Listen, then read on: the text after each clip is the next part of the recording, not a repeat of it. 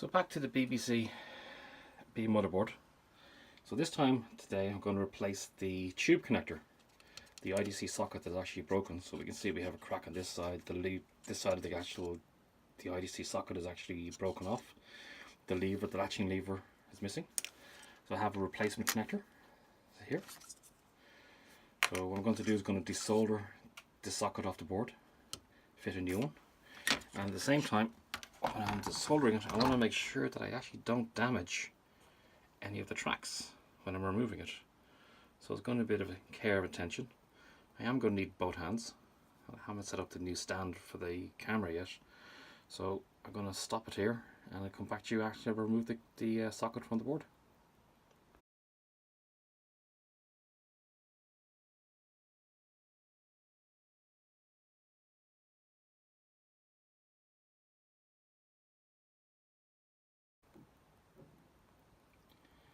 So here we have the tube connector on the PCB, and we can see that the socket has been removed.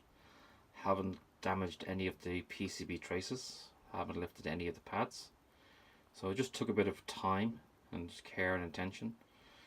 I don't have a desoldering tool, like electronic desoldering tool, to easily remove those solder from the pins, so I had to heat up the pins one at a time and actually extract it from the socket.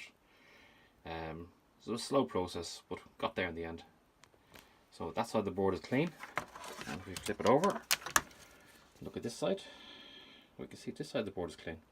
So it's now ready for the new connector. Now one of the things we have to do with the IDC connector before we put it in, as you can see I've already made a start there, is that if we look at the connector, the box, the plastic shred around the top, only exists on one side of the connector. So I need to remove the plastic shroud from the underside of the IDC connector. So when we're looking at it, so this is the side here, so this bit here, this plastic here has to come off.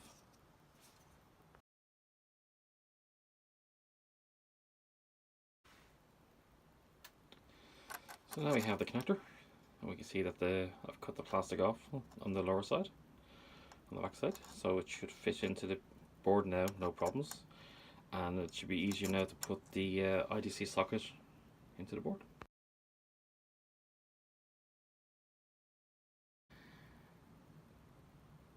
Now we have the new 40-pin IDC for the tube fitted to the board. And look at soldering. Soldering is nice and neat. Just need to clean it up with a bit of IPA. Get rid of any of the flux residue that's left, and it's ready to go back in the case.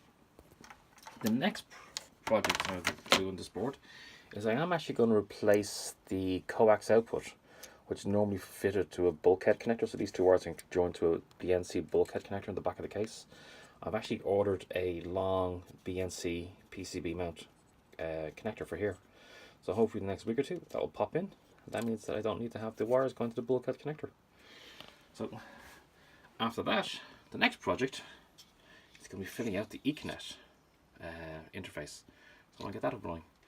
Now as I'm going through the board and I'm doing work, there is still some grime left on the board, as you may see, but I'm slowly but surely progressing through the board and cleaning it all up. Some of this grime is baked in and it's taking a little bit of effort to get rid of, as can be seen by these cotton buds. So full of gunk. So it's just 35 years of grime building up on it. So get rid of it, clean the board up, and as we know it's working, so it'd be great now to play a few games like the Elite on this once it's up running.